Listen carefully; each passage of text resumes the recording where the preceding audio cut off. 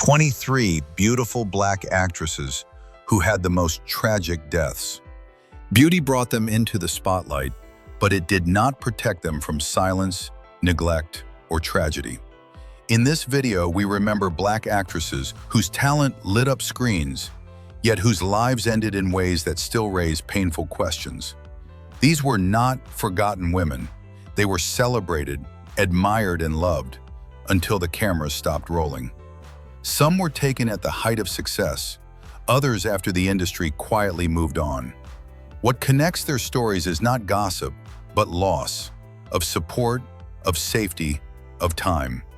As you watch, ask yourself, why do so many stories end this way?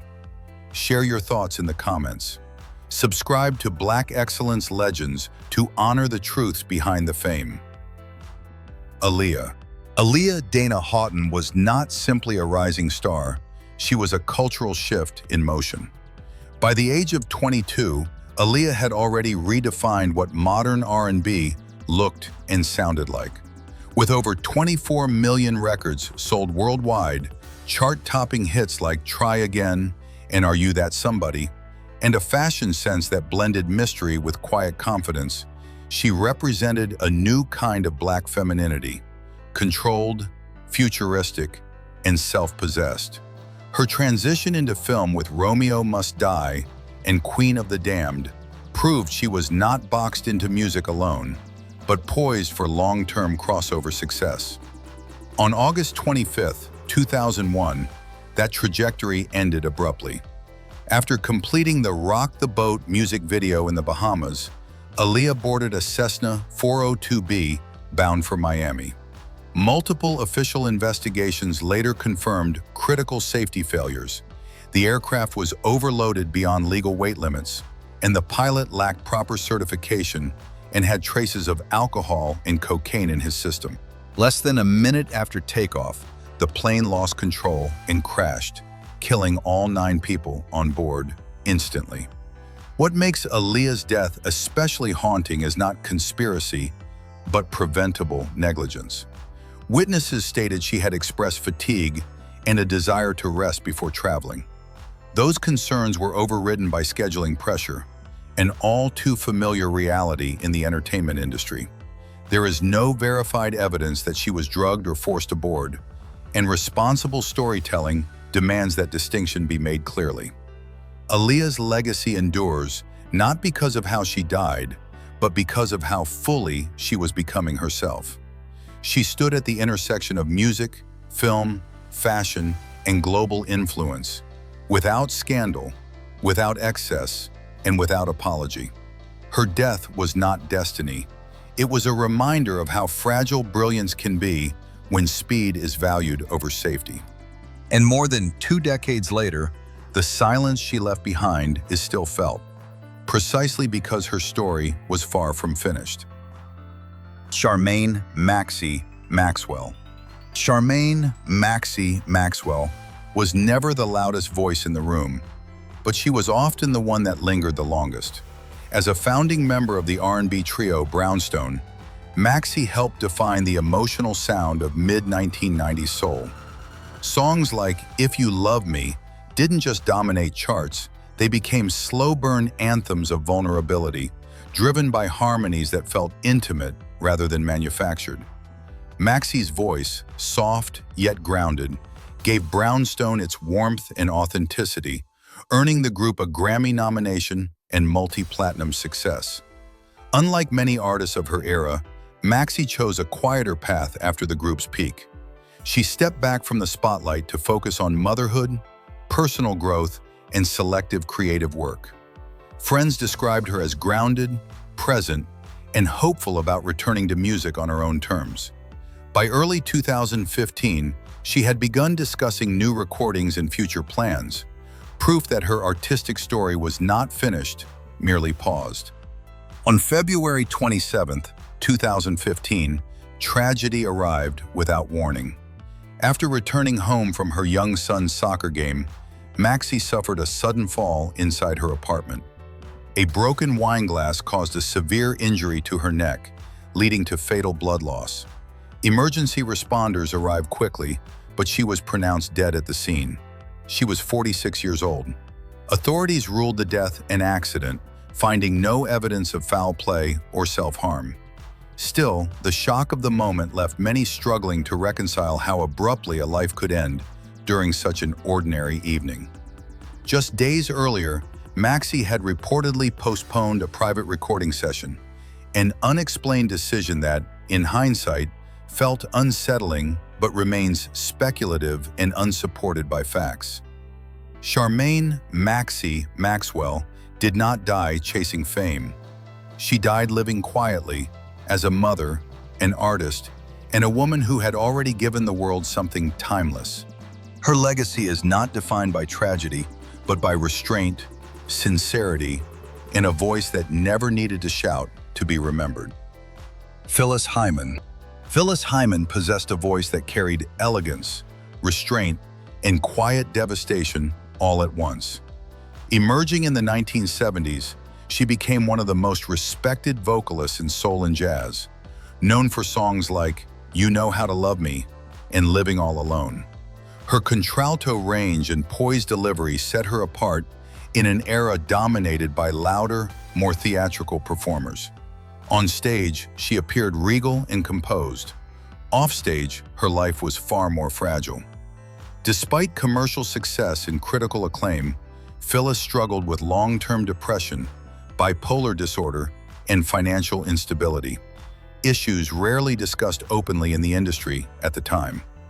As musical trends shifted in the late 1980s and early 1990s, opportunities narrowed, contracts dissolved, debts accumulated, and personal relationships unraveled. She once admitted that applause ended the moment she returned home, where silence waited. On June 30th, 1995, the day she was scheduled to perform at Harlem's Apollo Theater, Phyllis was found dead in her New York apartment after overdosing on prescription medication. She was 45 years old. A note nearby read simply that she could not go on. Medical records later revealed her psychiatrist had recommended immediate hospitalization days earlier due to escalating symptoms, but the warning was never acted upon. Phyllis Hyman's death was not sudden, it was cumulative.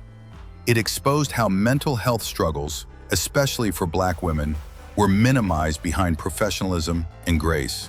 Her final song, Living All Alone, now reads less like a ballad and more like a confession. Her legacy endures not just in her voice, but in the reminder that brilliance can coexist with deep, unseen pain. Naya Rivera. Naya Rivera grew up in the entertainment industry, but it was her role as Santana Lopez on Glee that transformed her into a cultural force.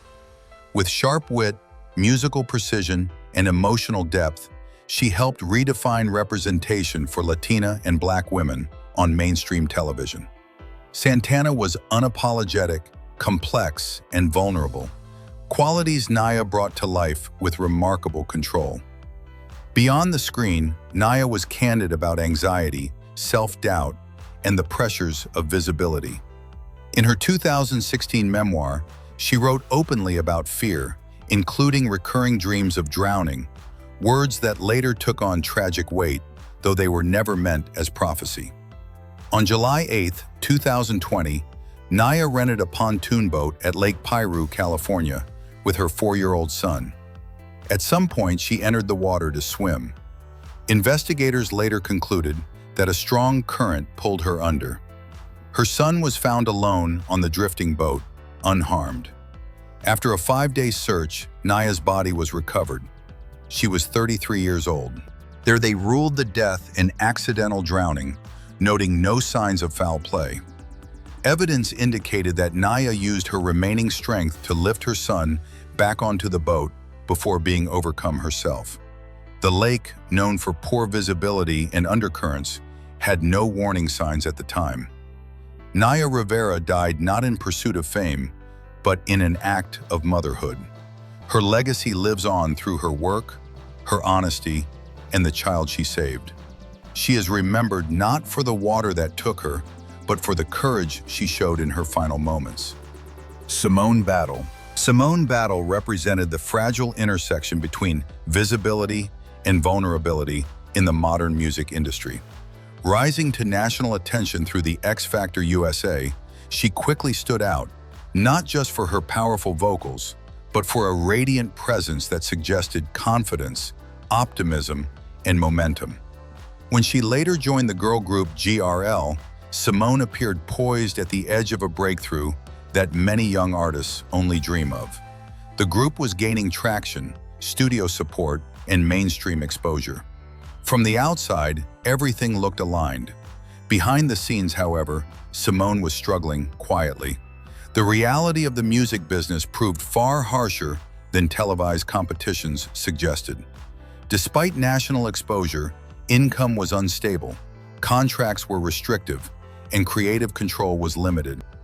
Friends later revealed that Simone felt increasingly uncertain about her future, questioning her place in an industry that moved fast but offered little emotional support to young performers once the cameras stopped rolling.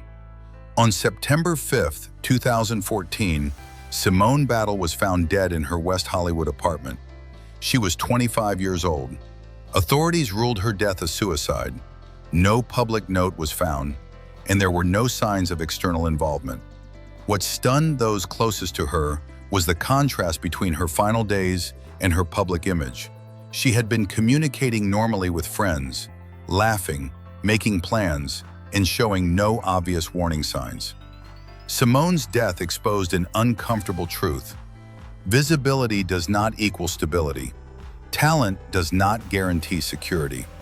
Her story is not one of failure, but of an industry that celebrates youth while offering little protection once applause fades.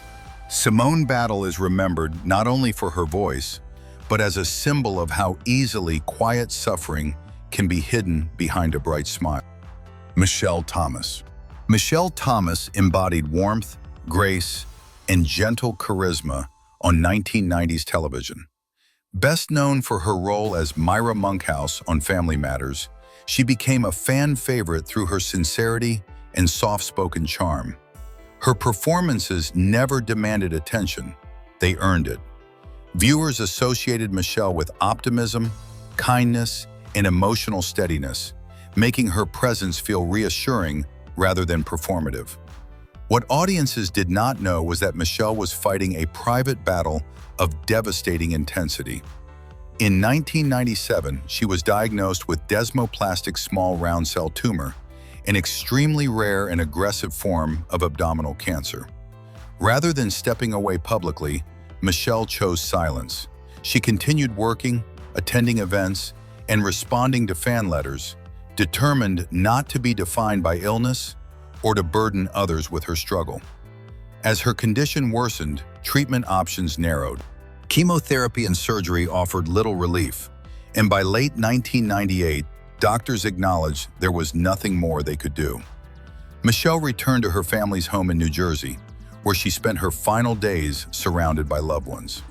On December 23, 1998, Michelle Thomas passed away at the age of 30.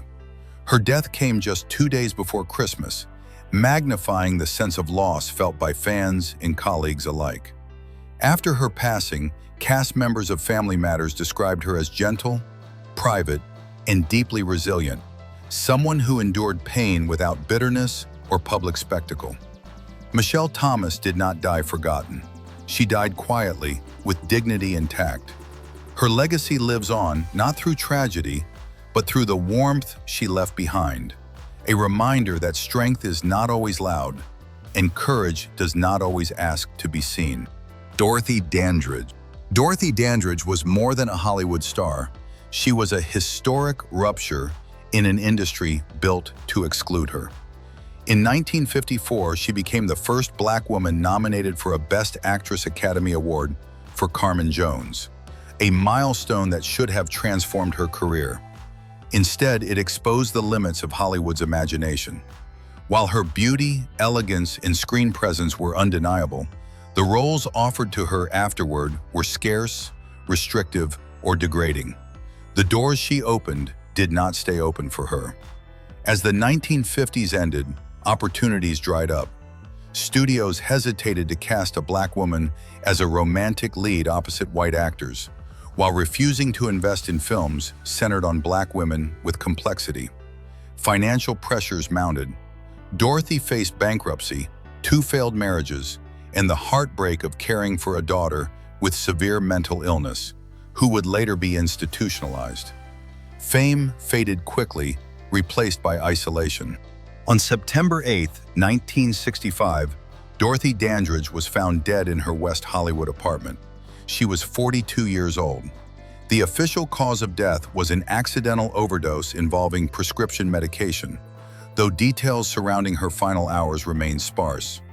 What shocked those close to her was that she had recently expressed cautious hope, believing her career might finally be turning around. Dorothy's death revealed a cruel truth. Being first does not guarantee protection.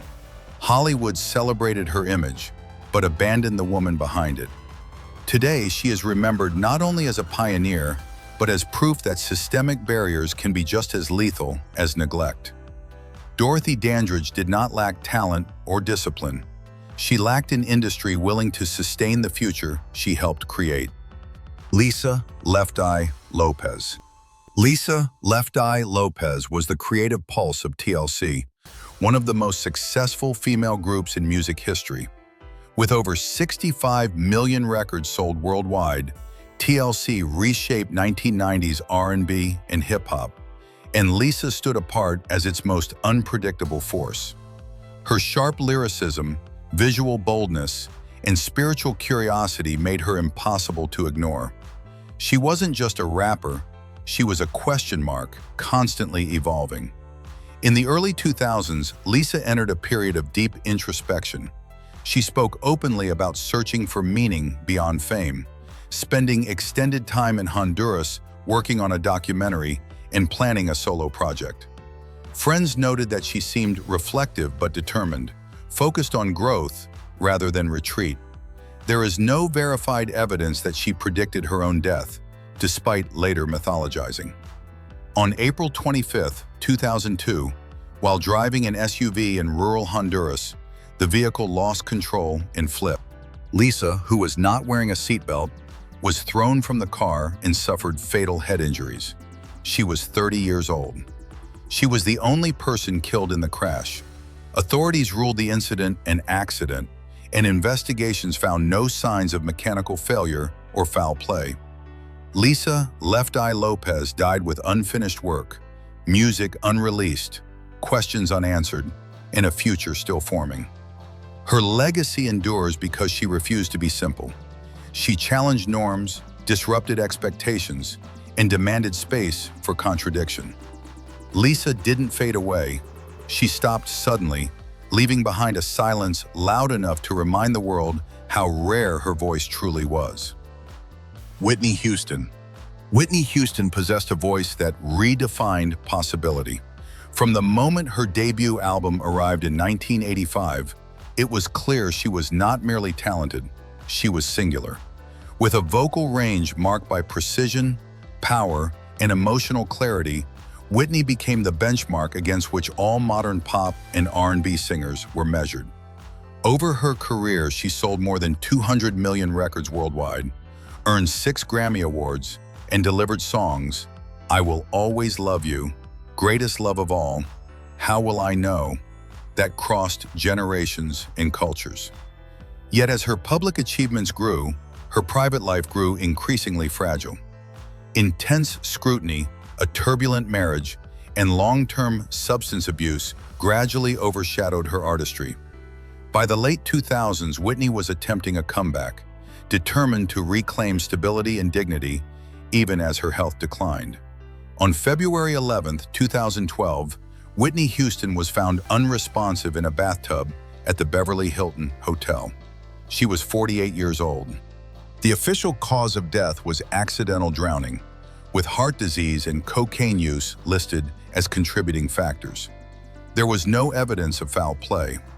The tragedy unfolded just hours before she was scheduled to appear at a pre-Grammy event, turning celebration into shock. Whitney's death did not erase her greatness, it reframed it. She was not simply a cautionary tale, but a reminder of the cost of carrying perfection under relentless pressure. Her voice remains unmatched, not because of tragedy, but because of truth. Whitney Houston did not lose her gift. She gave it fully, even when the world demanded more than anyone should be asked to give. Lynn Thigpen. Lynn Thigpen was never loud, yet she commanded attention with stillness alone. Trained in theater and respected across stage and screen, she built a career defined by intelligence, authority, and restraint. Many audiences remember her as the calm, commanding voice of "Where in the World is Carmen Sandiego?", while others knew her for her dramatic work on series like The District. Lynn brought gravity to every role, making even brief appearances feel essential. Unlike performers driven by celebrity, Lynn pursued craft. She was known for preparation, discipline, and professionalism, qualities that earned her respect rather than tabloid headlines. As her career matured, opportunities expanded. She was working consistently, respected by peers, and actively filming television projects at the time of her death. On March 12, 2003, Lynn Thigpen was found dead in her Los Angeles apartment. She was 54 years old. The cause of death was a brain hemorrhage, sudden and undetected. Just one day earlier, she had been on set, showing no outward signs of illness. Her passing stunned colleagues who had seen her fully engaged in work, planning ahead, and showing no indication of distress. Lynn Thigpen's death was not surrounded by scandal or spectacle, only silence. That silence, however, underscored how quietly vital she had become to American television. She left behind a legacy of credibility, intellect, and integrity. Lynn did not chase the spotlight. She became indispensable without asking for it, and when she was gone, the absence was unmistakable. Bessie Smith. Bessie Smith was not merely a singer, she was the foundation upon which modern blues and soul were built. Rising from the American South in the early 20th century, she became known as the Empress of the Blues, commanding stages with a voice that carried raw pain, defiance, and authority. At the height of her career in the 1920s, Bessie was among the highest-paid Black entertainers in America, selling hundreds of thousands of records at a time when such success was nearly unimaginable for a Black woman. Her music did not soften reality, it confronted it. Songs like Downhearted Blues and Nobody Knows You When You're Down and Out captured the struggles of Black life with brutal honesty. But as musical tastes shifted during the Great Depression, opportunities dwindled. Touring became harder, income unstable, and safety increasingly uncertain. On September 26, 1937, while traveling by car to a performance in Mississippi, Bessie was involved in a devastating highway accident. She suffered severe injuries, including massive blood loss. Despite efforts to save her, she died later that morning at the age of 43. While myths later circulated about denied medical care, historical records confirm that the crash itself caused fatal trauma. Bessie Smith's death symbolized more than a personal loss. It exposed the dangers faced by Black performers navigating segregated America with little protection. Yet her voice survived her era. She influenced generations, from Billie Holiday to Janis Joplin, not through polish, but through truth. Bessie Smith did not disappear quietly. Her sound remains embedded in the roots of American music, long after the road that took her life fell silent. Stephanie Moseley. Stephanie Moseley lived at the intersection of discipline and visibility. A highly trained dancer, she worked with artists such as Beyoncé and Chris Brown, earning a reputation for precision, stamina, and professionalism. On television, her role on Hit the Floor introduced her to a wider audience, where her movement spoke louder than dialogue ever could. Stephanie was not chasing fame. She was building a career through consistency. Those close to her described her as focused and driven, someone who believed in hard work over shortcuts. She maintained a demanding schedule, and continued to pursue opportunities in dance and acting, balancing ambition with personal relationships. On December 8, 2014, Stephanie Moseley was found dead in her Los Angeles apartment at the age of 30. Authorities determined she had been shot by her longtime partner, Earl Hayes, who then took his own life. The case was ruled a murder-suicide.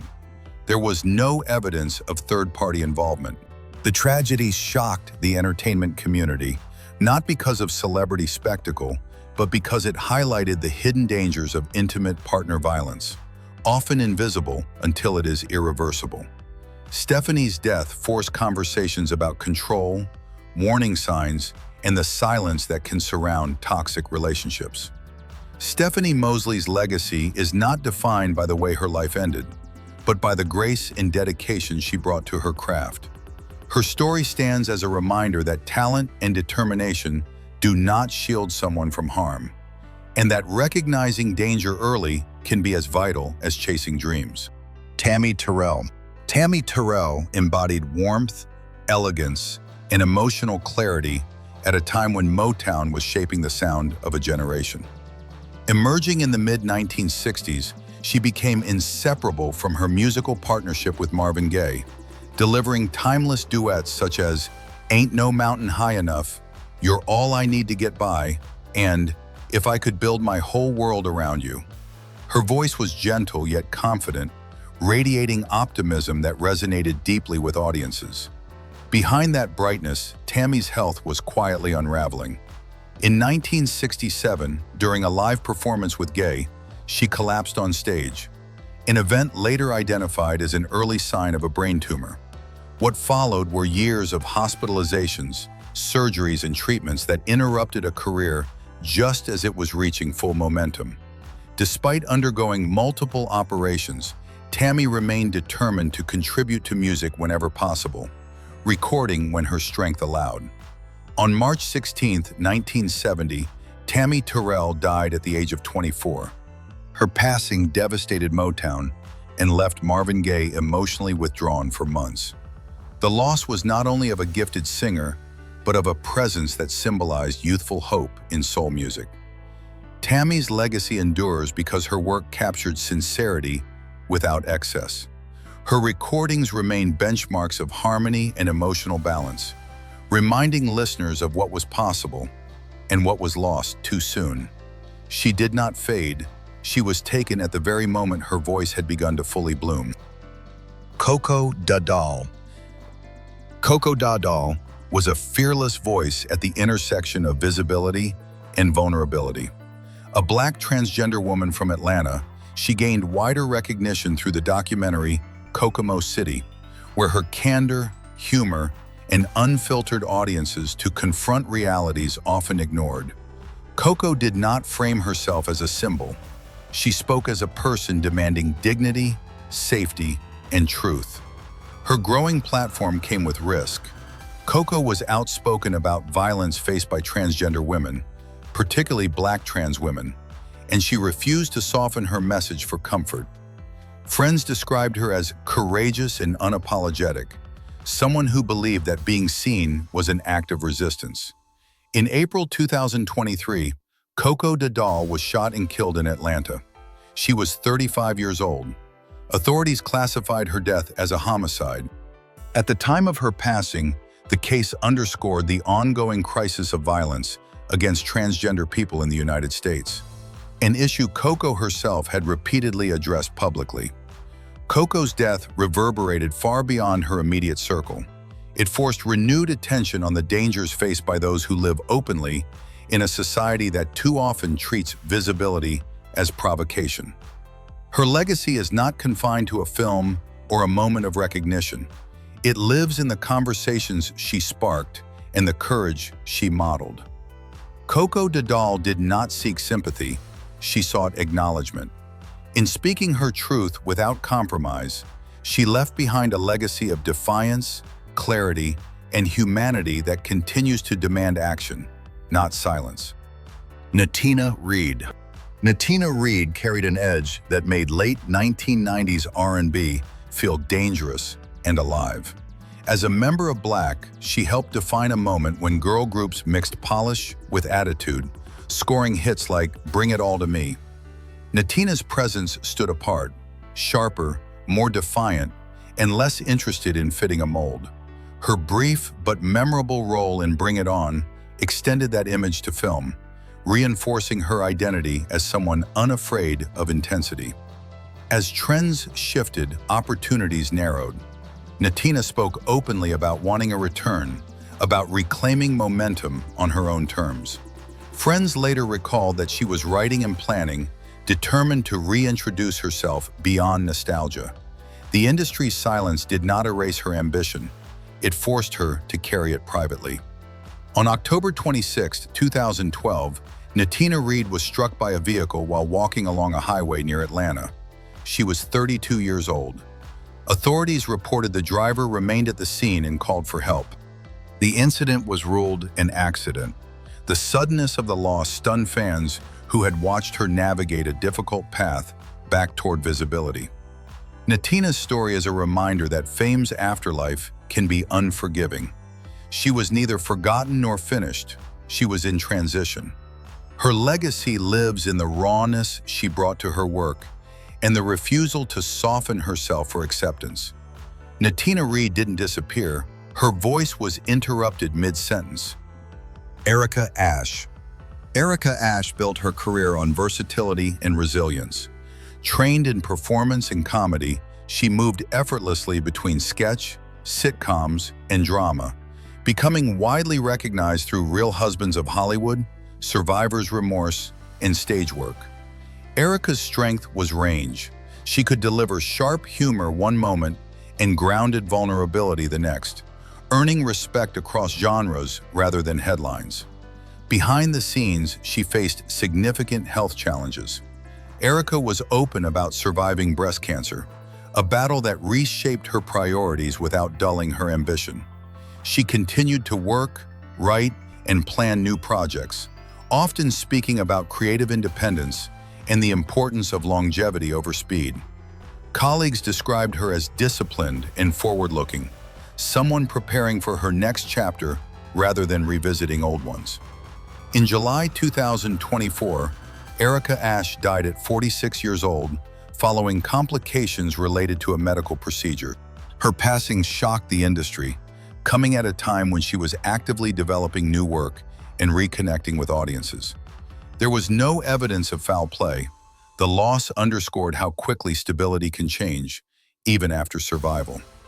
Erica Ashe is remembered for professionalism, humor, and perseverance. She did not build a career on spectacle, but on craft, showing up prepared, evolving quietly, and refusing to be defined by setbacks.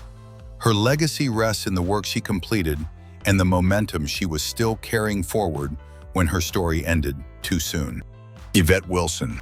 Yvette Wilson was a natural force of warmth and humor, the kind of performer whose presence made scenes feel lived in rather than performed.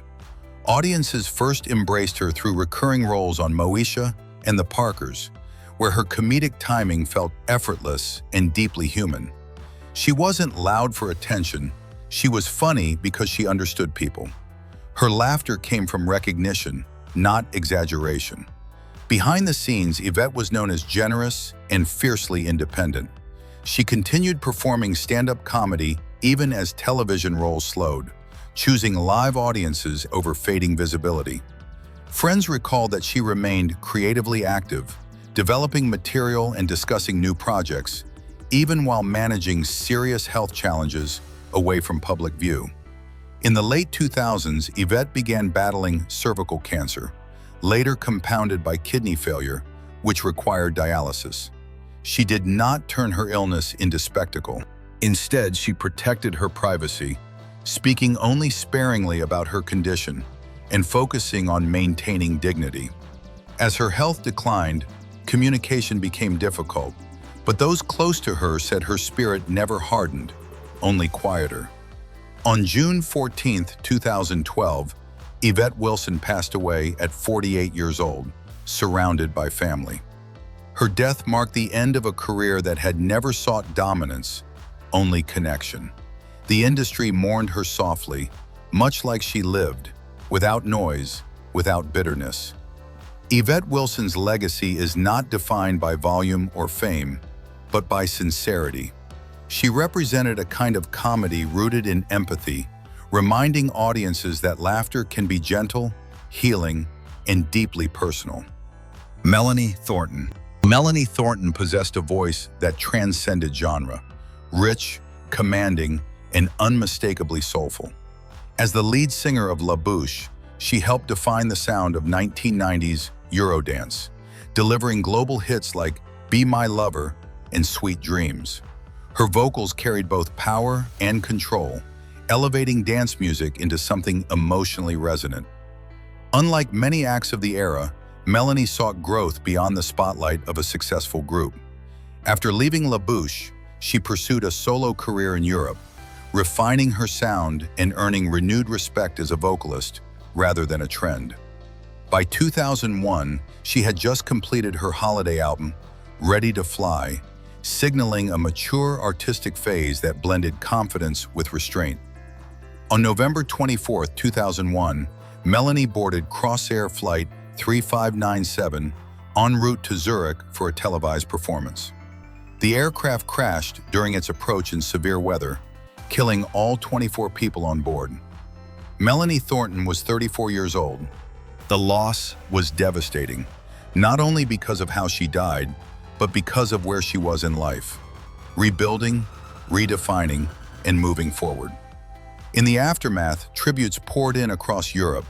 Her Christmas song, Wonderful Dream, climbed the charts posthumously, a bittersweet reminder of a voice silenced just as it found new clarity. Melanie Thornton is remembered not as a moment, but as a voice that refused limitation, one that carried joy, strength, and elegance long after the music stopped. Florence Ballard. Florence Ballard was the emotional backbone of the Supremes, a voice whose depth and power helped define Motown's earliest rise. As one of the group's founding members, Florence brought gospel-rooted strength and unmistakable soul to recordings that would change American music. Before fame reshaped the group's image, it was Ballard's voice that anchored their harmonies and gave them weight. As the Supremes' popularity exploded in the mid-1960s, internal dynamics shifted. Creative control narrowed, image expectations hardened, and Florence increasingly found herself marginalized within the very group she helped build. In 1967, she was removed from the Supremes and released from her Motown contract. The decision ended not only her place in the spotlight, but her financial stability. Life after Motown proved unforgiving. Without industry support, Florence struggled to regain momentum. Recording opportunities vanished, and personal pressures mounted. By the early 1970s, she was supporting her family largely outside the music business, carrying the emotional weight of public fame, followed by private silence. On February 22, 1976, Florence Ballard died from coronary thrombosis at just 32 years old. Her death shocked fans who still associated her voice with Motown's brightest era. At the time, her story was rarely discussed, overshadowed by the group's continued legacy. Today, Florence Ballard is recognized not as a footnote, but as a foundation. Her story exposes the cost of success when recognition is uneven and protection disappears. The music survived, but the woman behind it paid the highest price. Natalie Desselle-Reid. Natalie Desselle-Reid mastered a rare balance. Scene-stealing humor paired with grounded humanity. Audiences remember her for performances in BAPS, Eve, Medea's Big Happy Family, and numerous television appearances where she transformed supporting roles into unforgettable moments. She didn't chase the spotlight, she commanded it quietly. Natalie's strength was authenticity. She brought sharp timing without cruelty, confidence without exaggeration. Colleagues often noted her professionalism and generosity on set, describing her as someone who elevated every room she entered. While Hollywood rarely offered her leading roles, she built a career defined by consistency rather than hype. Behind the scenes, Natalie was deeply private. In 2020, she was diagnosed with colon cancer, a battle she chose not to publicize. Even close friends were unaware of the severity of her illness. She continued focusing on family and creative work, protecting her children from public scrutiny while maintaining dignity through silence. On December 7, 2020, Natalie Desselle-Reid passed away at 53 years old. Tributes from actors, comedians, and fans highlighted not only her talent, but her kindness and discipline. Many expressed regret that the industry had not fully embraced her range while she was alive. Natalie's legacy is not loud, but it is lasting. She represents a generation of Black actresses whose contributions were essential, even when undercredited. Her work remains a reminder that impact is not measured by billing, but by presence, and hers is impossible to forget. Erica Watson. Erica Watson was a fearless voice in comedy, one that refused to shrink, soften, or apologize. Emerging from Chicago's stand-up scene, she built her career by turning lived experience into sharp, honest humor. Her breakthrough came with a powerful supporting role in Precious, 2009, where she brought emotional realism and quiet strength to a story already heavy with truth. From there, audiences recognized her in projects like Chirac, Empire, Top 5, and numerous television appearances that showcased her ability to balance humor with gravity. What set Erica apart was not just talent, but conviction. She openly challenged Hollywood's narrow standards around body image, age, and visibility for Black women. On stage, she spoke candidly about self-worth, rejection, and resilience, subjects often avoided or diluted. Offstage, she was known as disciplined and collaborative, mentoring younger comics and writers while continuing to develop original material. Erica was not chasing virality, she was building longevity. In 2021, during the height of the global pandemic, Erica traveled to Jamaica to rest and work on a new sitcom concept centered on middle-aged Black women, stories she believed were long overdue. Just one day after celebrating her birthday, on February 27, 2021, Erica Watson died from complications related to COVID-19. She was 48 years old. The news stunned colleagues and fans alike, especially given her active creative plans and ongoing projects. Tributes poured in remembering her courage, generosity, and refusal to be invisible. Friends spoke of a woman who laughed loudly, worked relentlessly, and told the truth even when it made rooms uncomfortable. Erica Watson's legacy lives in the space she claimed, for herself and for others, proving that authenticity is not a limitation, but a power. Her voice did not fade. It was taken mid-sentence, still pushing forward. Michelle Myra Thomas. Michelle Thomas became a symbol of warmth and optimism for an entire generation of television viewers. Best known for her role as Myra Monkhouse on Family Matters, Michelle brought charm, intelligence, and sincerity to a character that could have easily been reduced to a sitcom trope. Instead, she made Myra memorable, confident, loving, and emotionally present. Her on-screen chemistry with Jaleel White added depth to the show's later seasons and earned her a devoted fan base. Behind the scenes, Michelle was deeply committed to her craft. She studied film and theater, spoke openly about wanting to expand beyond sitcom roles, and actively pursued dramatic opportunities. Friends and colleagues often described her as focused and quietly ambitious, someone who believed her best work was still ahead. In 1997, Michelle began experiencing persistent abdominal pain. After extensive testing, she was diagnosed with desmoplastic small round cell tumor, an extremely rare and aggressive form of cancer. Despite the seriousness of the illness, she chose to keep her condition largely private, continuing to appear in public and shielding fans from the severity of her struggle. As treatments failed and the disease progressed, Michelle returned to her parents' home in New Jersey. On December 23, 1998, just 2 days before Christmas, she passed away at 30 years old, surrounded by family. Her death stunned the entertainment world, coming at a time when her career and life seemed full of promise. Michelle Thomas is remembered not only for a beloved television role, but for the grace with which she faced unimaginable circumstances.